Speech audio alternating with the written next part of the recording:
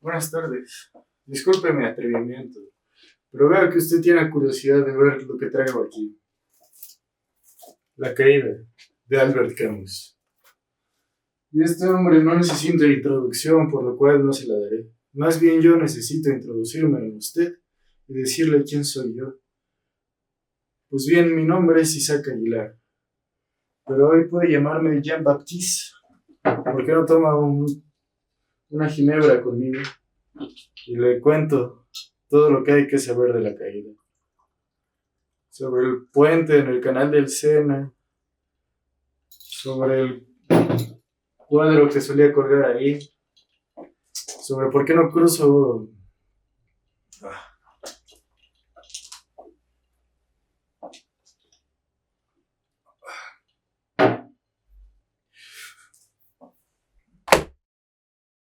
Como sea. Adelante, bebe un poco. Disculpe mi atrevimiento, pero me atreveré a descolocarme mi abrigo y sentirme en confianza. Así es, hoy recorreremos todos los secretos que nos guarda este libro, este pequeño espejo de la condición humana. Permítame introducirle al personaje de esta obra, Jean-Baptiste Clemens. Solo puedo hacerlo usando sus mismas palabras. Considero que su desconfianza tiene fundamentos. Lo compartiría con gusto si mi naturaleza comunicativa no se opusiera a ello. Como usted ve, soy hablador.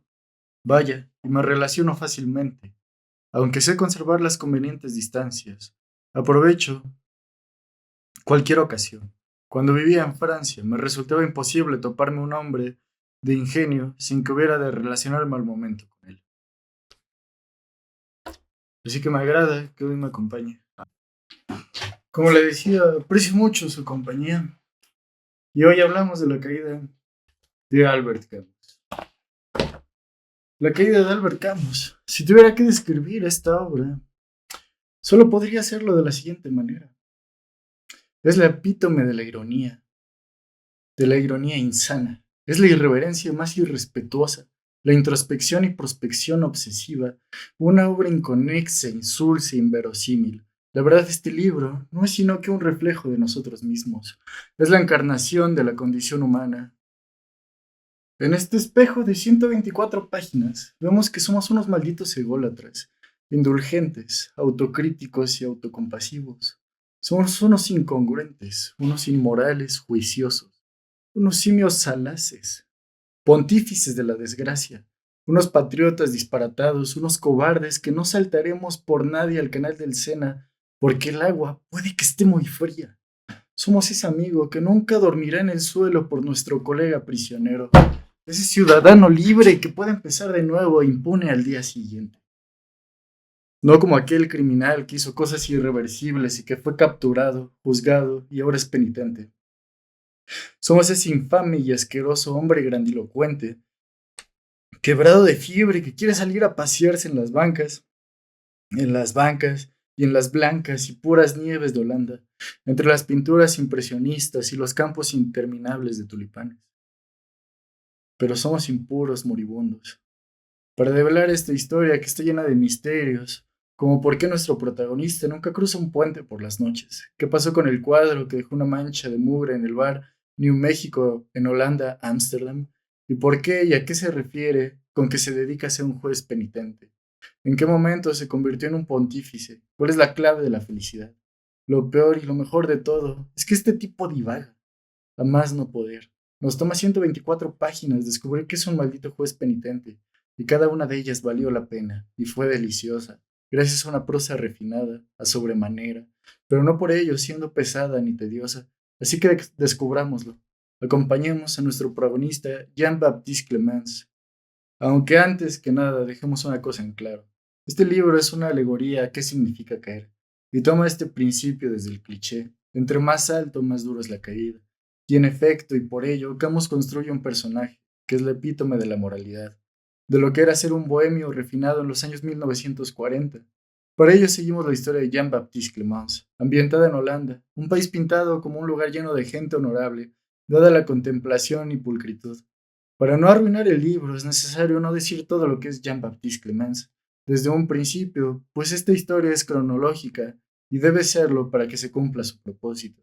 Es por ello que Jean-Baptiste Clemens, al inicio de este libro, es un ejemplo a seguir, un tipo jovial, extrovertido y sobre todo es muy social, por lo que vemos la caída.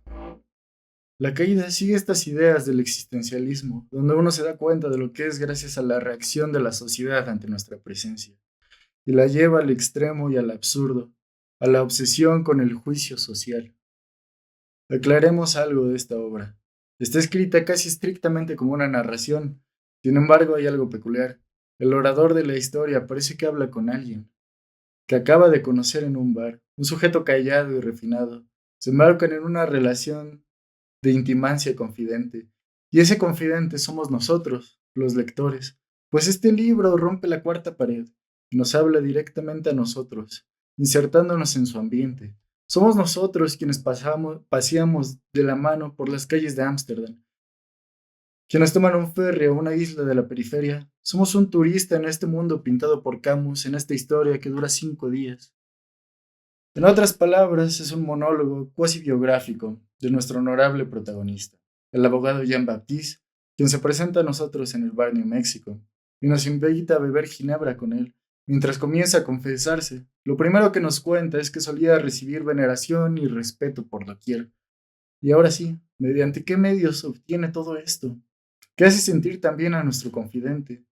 Aunque seamos precavidos, pues él mismo nos describe una felicidad obscena y obsesiva, y en efecto lo es en todo el sentido de la palabra obscena, algo que no es gustoso de ver, que es demasiado para cualquiera. Sus medios para hacerse respetar es mediante ejercer su enigmática profesión de ser un juez penitente, que anteriormente fue un simple abogado penalista, y por lo que vemos aquí, empieza lo truculento. Llegamos a discrepancias muy rápido, pues nos confiesa que solo defendía a malhechores. ¿Y esto con qué propósito?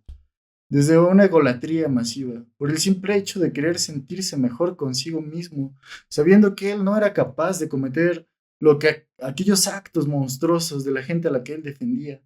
Saber que él actuaba siempre justo, incluso por encima.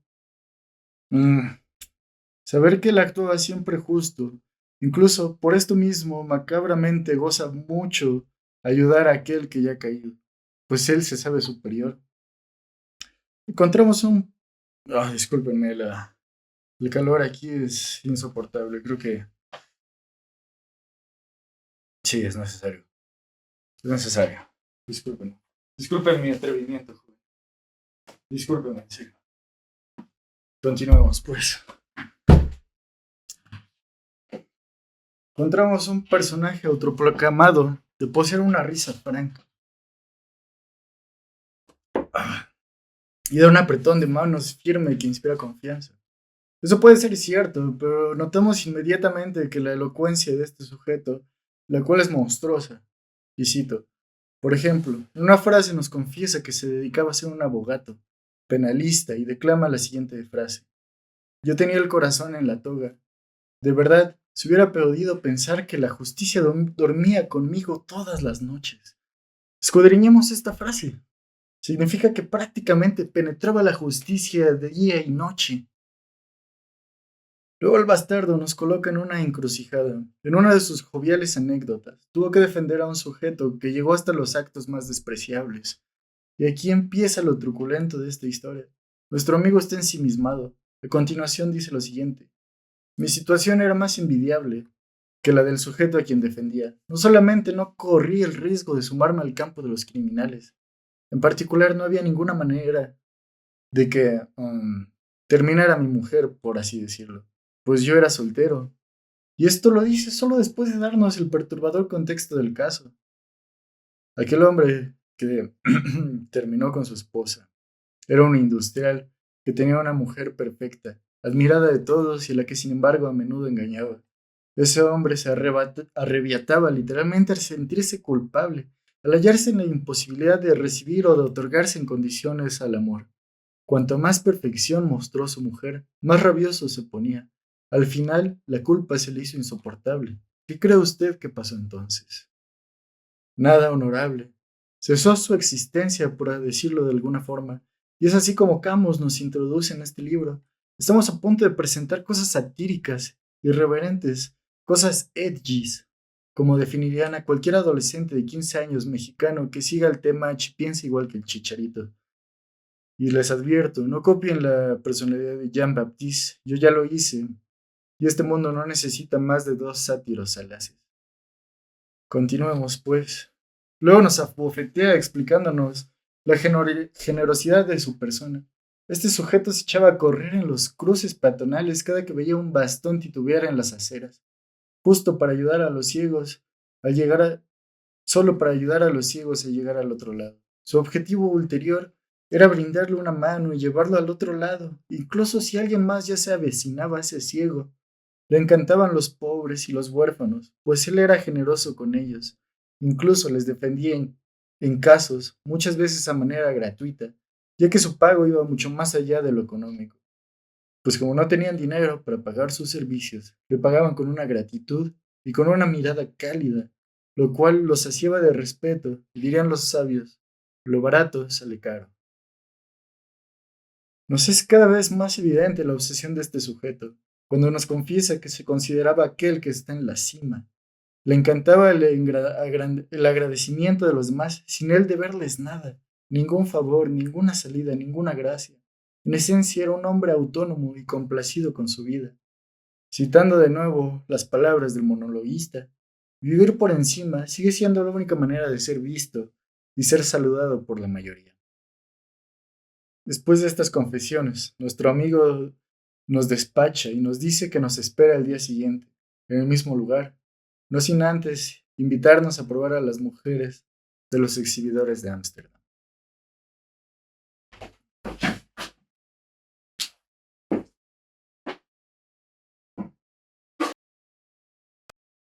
Y volvemos. Día 2 de la caída.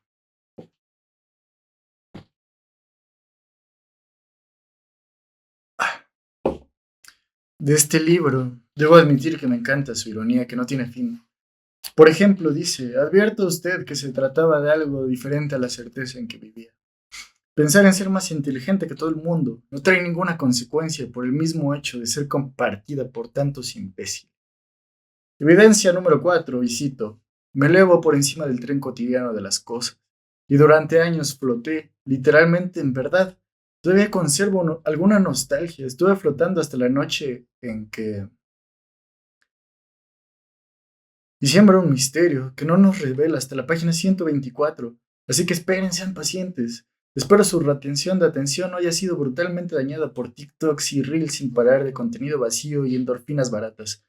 Esto en verdad que son endorfinas caras. Solo cuesta 125 pesos y el costo de la cordura. Y ahora llegamos a dos de las páginas más duras, la 32 y la 33, donde vemos que eran los amigos para Juan Bautista Clemente. Les advierto, lo que en realidad encontramos es la clave de la genialidad de este libro. Por momentos es tan irónico que parece inverosímil que alguien pueda ser tan imbécil. Y a veces es tan contundente y tan realista que duele. Eso se lleva al extremo en estas dos páginas. Y cito, a libro abierto, por cierto. La amistad es menos simple. Se alcanza con dificultad y tiempo, pero cuando se consigue ya no hay manera de deshacerse de ella. Hay que afrontarla, aunque no vaya a creerse que sus amigos le telefonarán todas las noches, como deberían hacerlo, para averiguar si se trata precisamente de la noche en que tiene pensado acabar con todo, o simplemente para saber si necesita compañía o si tiene ganas de salir. No pierda usted cuidado, si telefonean será la noche en que no esté usted solo. Cuando la vida es bella, antes bien, le empujarán al final de todo, en virtud de lo que uno se debe a sí mismo, según ellos. El cielo nos guarde, estimado caballero, de los amigos que nos ponen por encima de las nubes. ¿Cómo? ¿Qué noche? No se distraiga, no vayamos esa noche todavía. Mire usted, me han hablado de un hombre cuyo amigo había sido encarcelado, que por todas las noches se acostaba en el suelo de su habitación para no disfrutar de un confort del que no disfrutaba aquel a quien quería. ¿Quién, querido amigo, se acostará en el suelo por nosotros? Si yo mismo sería capaz. Escuche, quisiera hacerlo y lo seré. Si algún día todos lo seremos capaces de ello y será la salvación. Pero no es fácil porque la amistad es distraída, o al menos impotente. Lo que quiere no lo puede. Quizá pensándolo bien, no lo quiere lo suficiente. Quizá no amamos lo suficiente la vida. ¿Ha observado usted que solo la muerte despierta nuestros sentimientos? ¿Cuánto queremos a los amigos que nos acaban de dejar? ¿No es cierto? ¿Cuánto admiramos a los maestros que ya no hablan porque tienen la boca llena de tierra? Entonces el homenaje brota espontáneamente. Es un homenaje que quiere, ese homenaje que quizá habían esperado de nosotros durante toda su vida. Pero ¿sabe usted por qué somos siempre más justos y generosos con los muertos? La razón es muy sencilla. Con ellos no tenemos obligaciones, nos dejan libres, podemos tomarnos todo el tiempo que queramos, colocar el homenaje entre un cóctel y una querida afectuosa.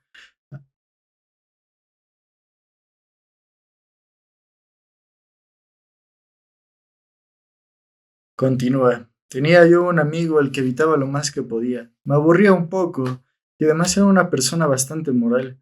Pero pierda usted cuidado. Cuando entró en la agonía, nos volvimos a encontrar. No falté ni un solo día. Murió satisfecho de mí, apretando mis manos. Una mujer que coqueteaba conmigo en vano tuvo el gusto de morir joven. ¿Qué lugar entonces para ella hallé en mi corazón? Y cuando además se trataba de un auto final, señor, qué delicioso toque arrebato. El teléfono no para, el corazón rebosa, las frases voluntarias breves se cargan de sobreentendidos, se domina la pena e incluso si surge una pizca de autoacusación.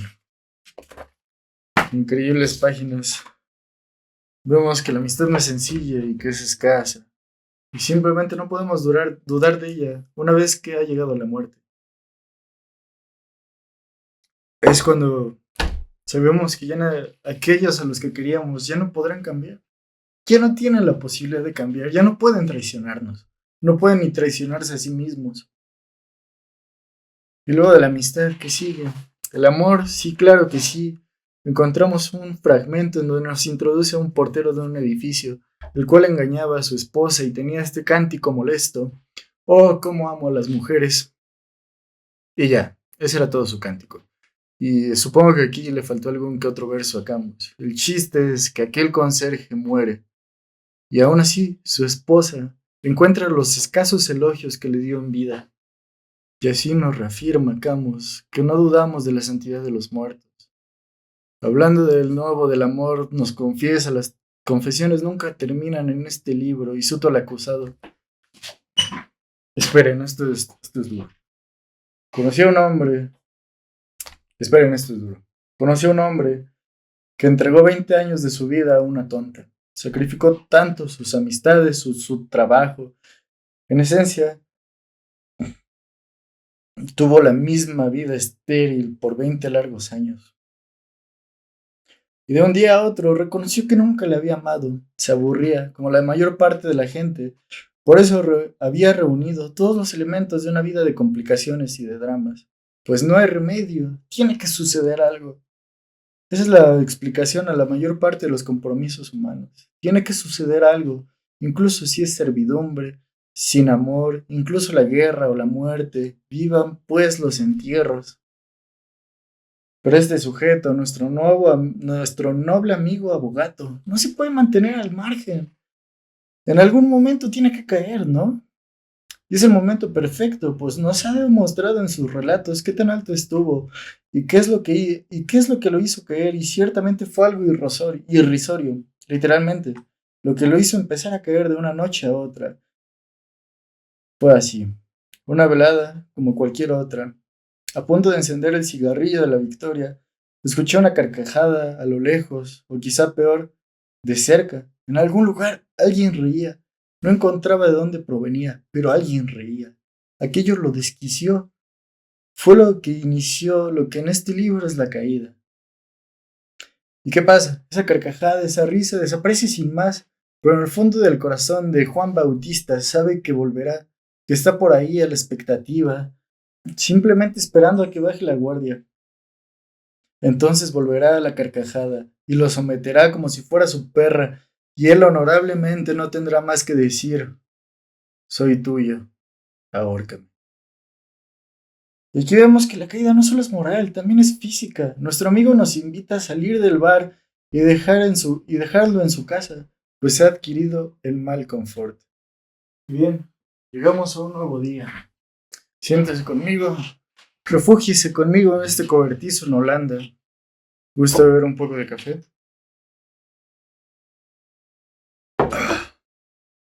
Y en este día no pasa mucho, así que saltemos al siguiente día. Ah, es este nuestro tercer día, ¿no es así? Creo que mi atuendo me delata. Hoy tomaremos un paseo en ferry a las islas aledañas de la alta mar holandesa. Y continuamos. La risa solo es el trasfondo de nuestra historia, de la historia de Jean-Baptiste. Es como ese reloj que dice tic-tac, tic-tac, y cada vez lo dice más rápido, tic-tac, tic-tac. Pero tenemos que seguir viviendo a pesar de que el tiempo no se detiene. Y en este punto ya es más que claro que para nosotros Jean-Baptiste es nuestro amigo, al que nunca le podremos decir: te estoy escuchando, soy justo como tú. A mí también me pasa lo mismo. No podemos decírselo, pues él es un libro. Y entonces, en medio de la altamar holandesa, cuna del capitalismo, le confiesa a su amigo: me gustan las islas. Es fácil reinar en ellas. Y luego aún nos pinta un horizonte de potentes versos ahí en la altamar. No podemos ver nada, solo podemos imaginarnos de lo que nos habla. Y nos cuenta sobre este emblema de dos cabezas de negros. Pertenece al logo de una casa, de un sujeto que fue un negrero. Declara que la época de la que data aquella obra sí se tenía aguante. Decían: vale, soy una persona respetable, soy traficante de esclavos, vendo carne antropomórfica, pero es lo que es. Eso era la moral en esos tiempos. ¿Imagina usted a alguien confesando acerca de su oficio hoy en día? Un menudo escándalo. Luego de nuevo vuelven las sutilezas. Piensa: yo añadiría mi firma a la suya contra la esclavitud, aun si no estamos de verdad en su contra, al vernos obligados a instaurarla en nuestra casa o en las fábricas. Y aquí podemos inferir algo. Jean-Baptiste nos habla de lo que vivían las mujeres, de la opresión dentro de su casa, de ser la esclava del esclavo, de ser la esclava del obrero. Algo que ni el Chicharito hoy puede entender, y es sorprendente que Camus lo entendió hace casi 80 años.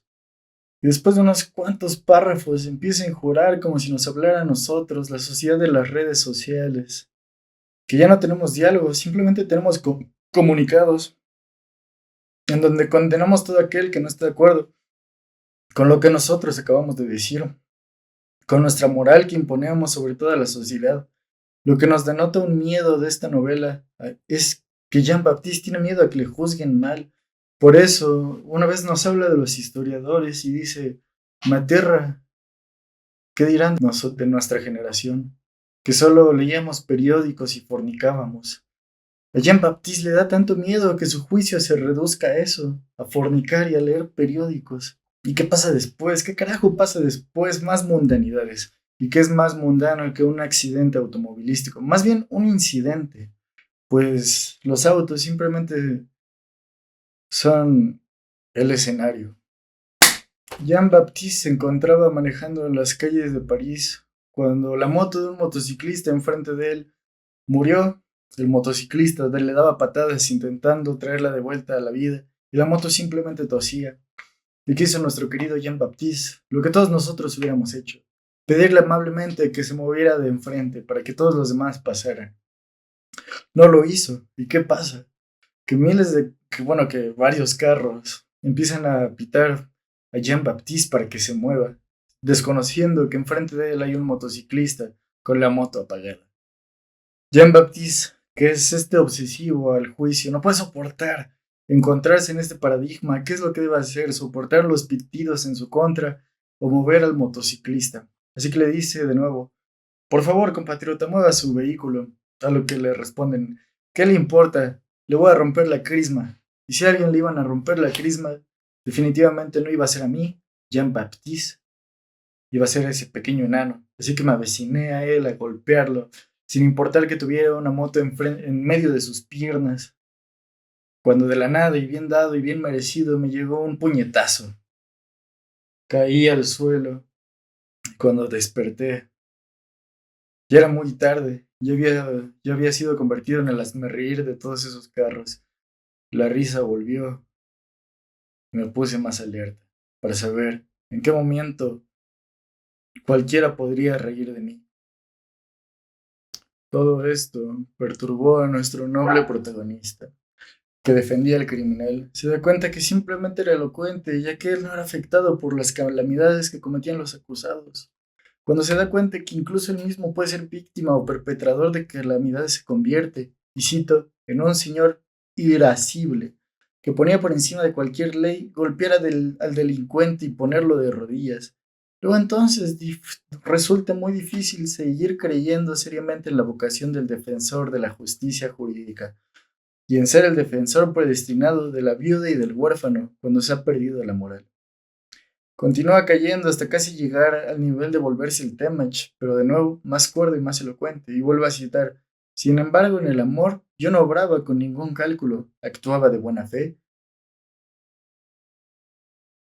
Por decirlo así, mi relación con las mujeres era natural, cómoda, fácil, como suele decirse. En ella no había trucos, o bien únicamente trucos sustentables, que ellas consideraban un homenaje. Como reza el término consagrado, las amaba, lo que viene a decir que no amé a ninguna. La misoginia siempre me ha parecido vulgar. En realidad, casi todas las mujeres que he conocido y he llegado a estimar eran mejores que yo. ¿Cómo puedo ser machista? Sin embargo, colocándolas tan alto, las he utilizado más de lo que les he servido. ¿Quién lo entiende?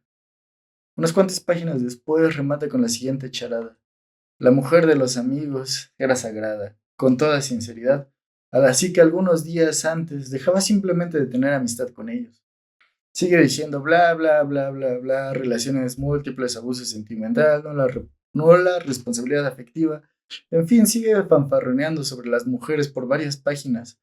Básicamente, que las dejen débiles y rotas, y remata diciendo: me cuesta confesarlo, pero habría dado 10 conversaciones con Einstein a cambio de una primer cita con una corista.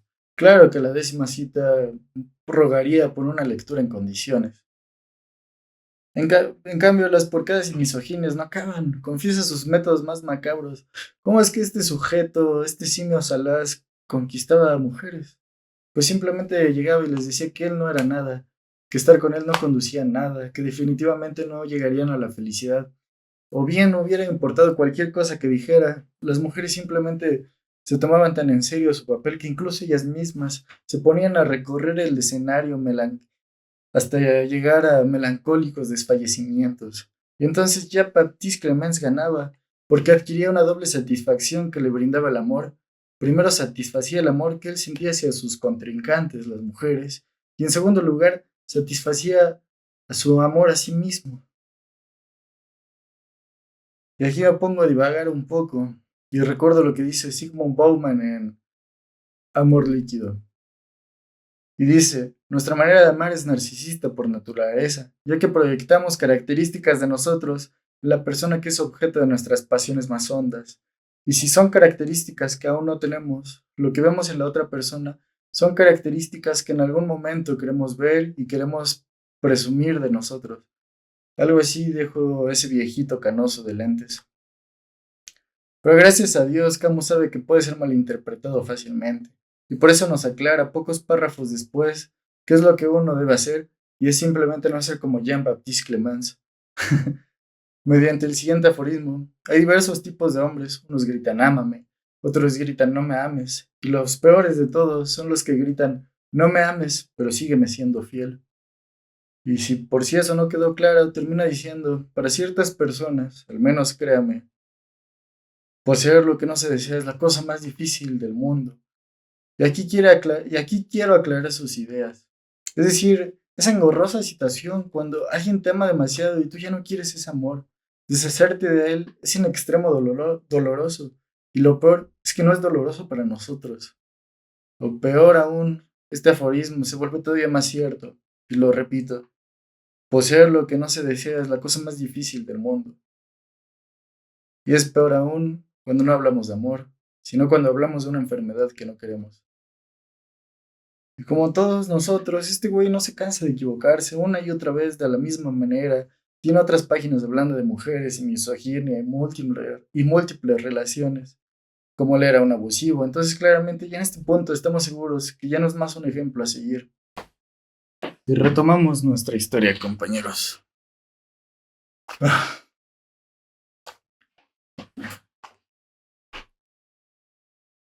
Por fin pasa algo, pero de nuevo hablando de mujeres. Solo que esta vez tiene un contexto muy macabro.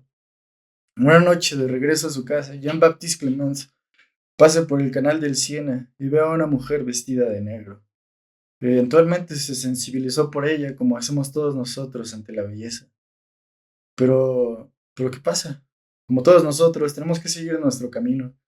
50 pasos después, unos 50 metros más adelante, escucha un grito y luego como un objeto, parecido a un cuerpo, cae en el agua. Y entonces los gritos no cesan y no cesan y no cesan hasta que se terminan. Se terminan los gritos y este sujeto se da cuenta que estuvo petrificado ahí. Y sigue petrificado ahora que solo hay silencio, que ya es demasiado tarde.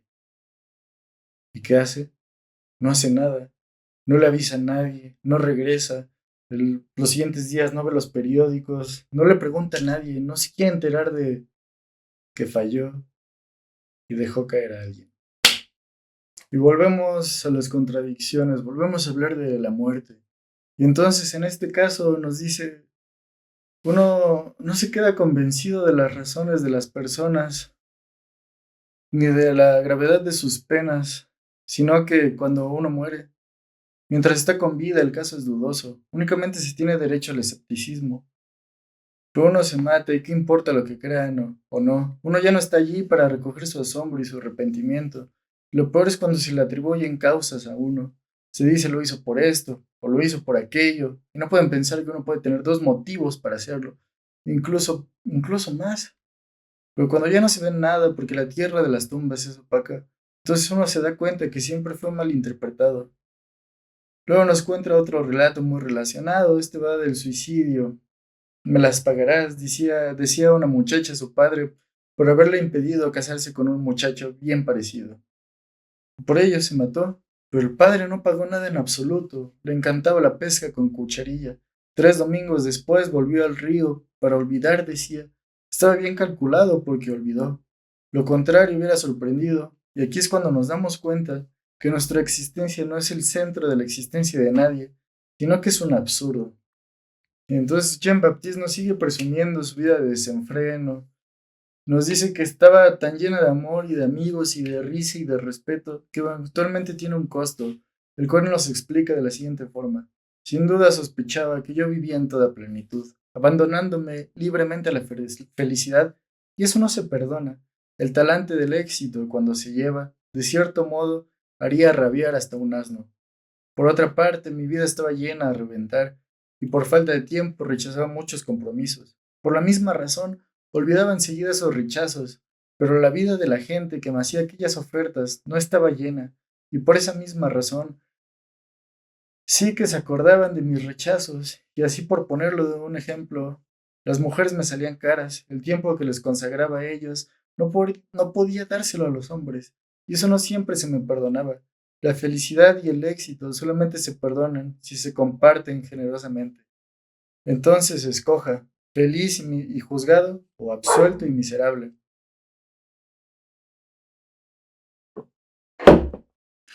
Aunque de la nada Jean-Baptiste se da cuenta de todo, y pierde todas las fuerzas cuando se da cuenta de algo. El universo entero se carcajeaba a su alrededor. Se da cuenta de una verdad irrefutable. Y cito por milésima vez. Entonces me apresuré a juzgar para no ser juzgado. Y ahora sí, entrando al juicio, ya medio libro, estamos a la mitad de saber qué carajos es un juez penitente.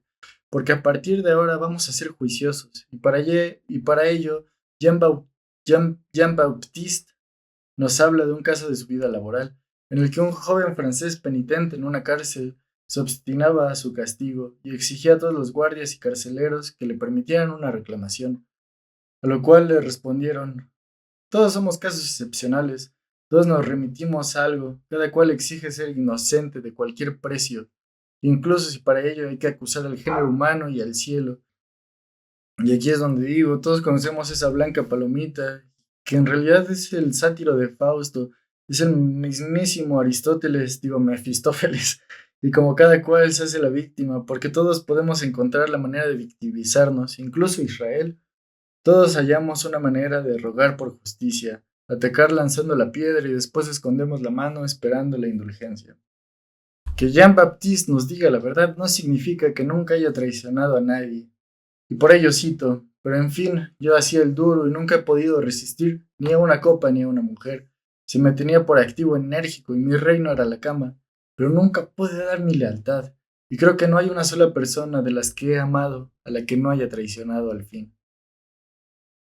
Y ahora sí, ya estamos hablando de traiciones y todo aquello. Vemos que Jean-Baptiste se traicionó a sí mismo por la obsesión, por su paranoia, por su locura. Aquellos a quienes ayudaban, a los que más despreciaba, escupía todos los días a la cara de los ciegos, veía niños de pecho y les quería bofetear. Y francamente, todo esto tenía alguna excusa, solo una, pero Jean-Baptiste no puede soñar con hacerla valer. Su motor para continuar adelante es que no podía morir sin haber confesado todas sus traiciones, no a Dios ni a ninguno de sus representantes. Ya podemos ver que él se creía por encima de todo.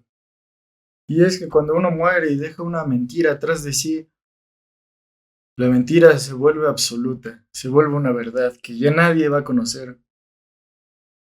Y la caída moral sigue y sigue, la justicia que provocaba furor ya no llegó, incluso llegó a anunciar un manifiesto que denunciaba la opresión que los oprimidos hacían pesar sobre la gente honrada. Este fragmento es muy corto, pero muy poderoso. ¿A qué se referirá con esto? A que los malos, a que los ricos y los burgueses se sienten mal de poseer esclavos, se sienten mal porque sus esclavos se sienten mal. Es decir, que en ellos cae una culpabilidad por hacer a los demás sentirse infelices. Una culpa que no es tan grande como para hacerlos actuar diferente y no es tan grande como para hacerlos cambiar de parecer. Por si fuera poco, estuvo a punto de hacer una oda a la guillotina y a la policía, una poetosis que significa ensalzar un acto más allá de lo razonable. Entonces se da cuenta que no soporta el juicio. Jean-Baptiste no soporta ser enjuiciado, no soporta que la gente se ría de él, que digan de él que es el malo, que es el opresor de los oprimidos.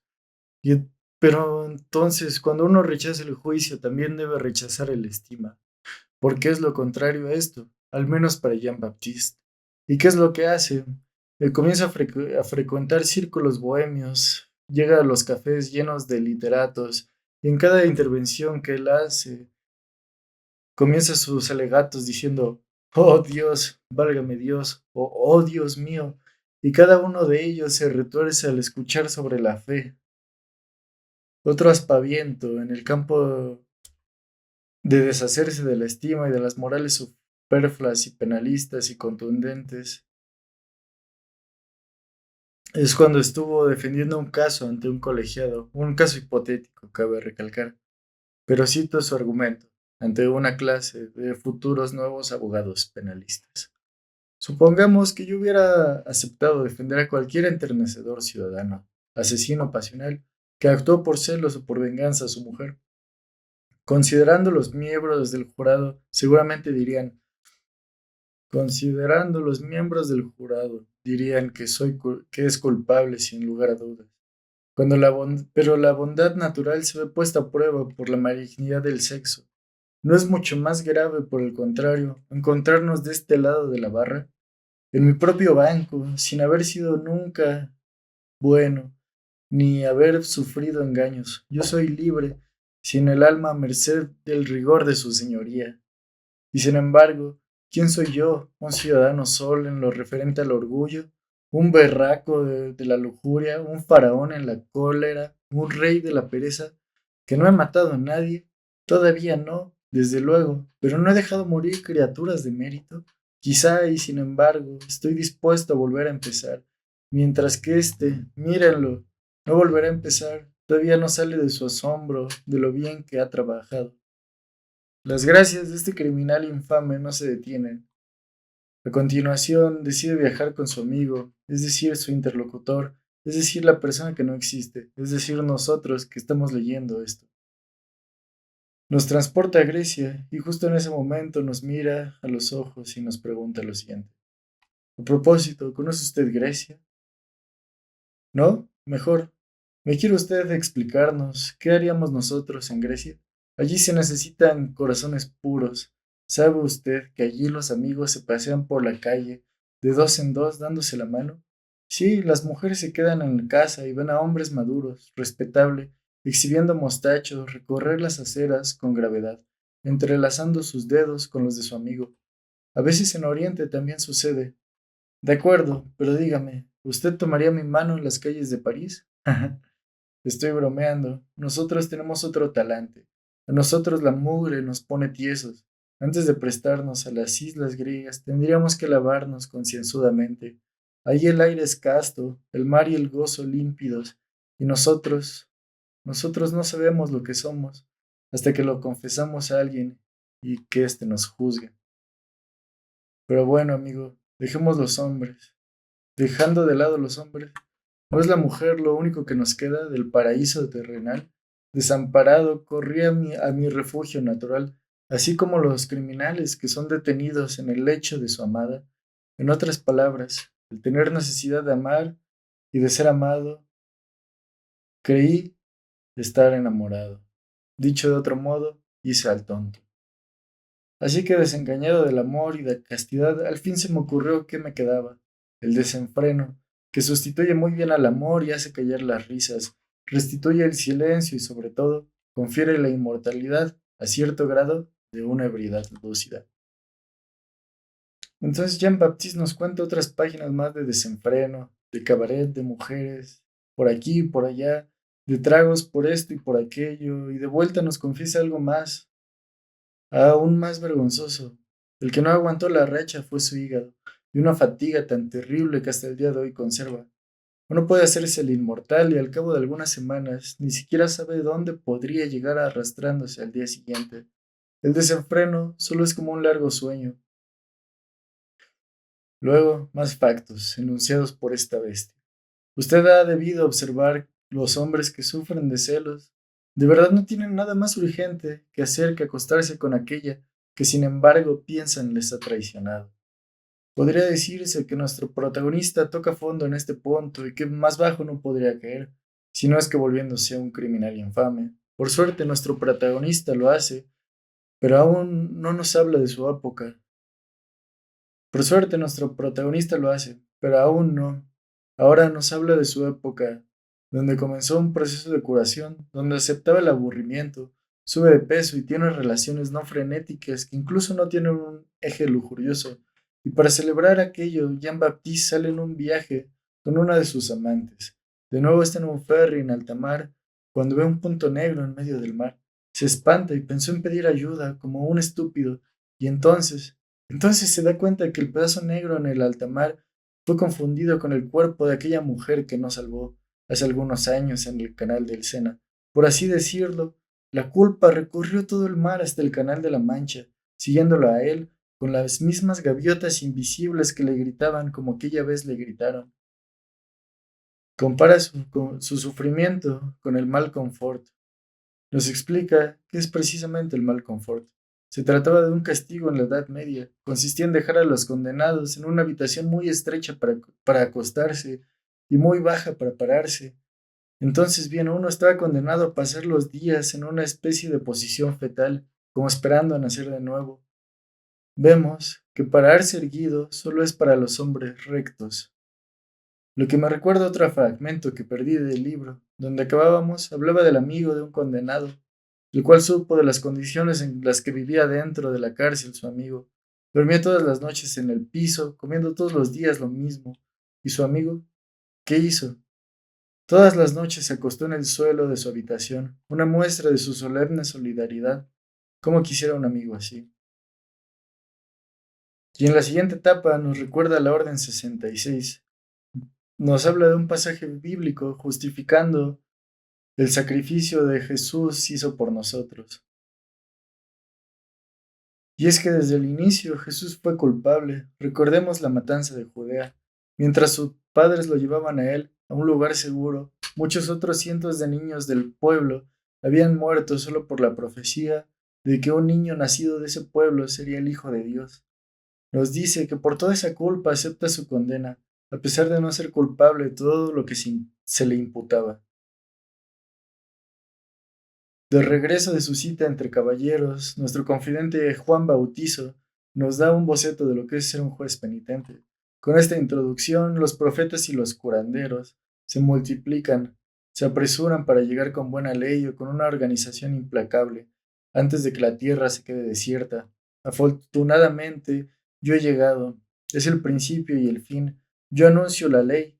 En resumen, yo soy un juez penitente. Y entonces nos despacha, baja el telón y esta obra continúa al día siguiente. Disculpe, mi amigo, que quede a recibirlo así en paños menores. He caído en el mal confort. Permítame que me cubra con la cobija que me ha regalado mi abuela en mi infancia.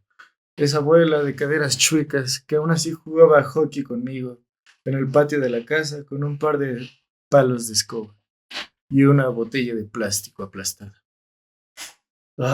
Por favor, cierre las ventanas, que tengo mucha fiebre este día. Página 103, amigo. Sea paciente, ya casi llegamos al final. Estamos por culminar este gran viaje, estos 5 días que hemos pasado al lado de Jean-Baptiste Clement. Es una calumnia, termina la caída. Por fin encontramos a nuestro amigo en cama, sufriendo del mal confort. Es tan grande que no puede pararse a recibirnos. Entonces, esta siguiente parte y la parte final, estamos con un moribundo que delira y dice así, dividir a los individuos en 3 categorías. Los que prefieren no tener nada que ocultar antes que verse obligados a mentir, los que prefieren mentir antes que no tener nada que ocultar, y finalmente los que aman a la vez la mentira y el secreto. ¿Y en qué tipo de residencia habita nuestro personaje? Una tan pura y tan justa como lo es él mismo.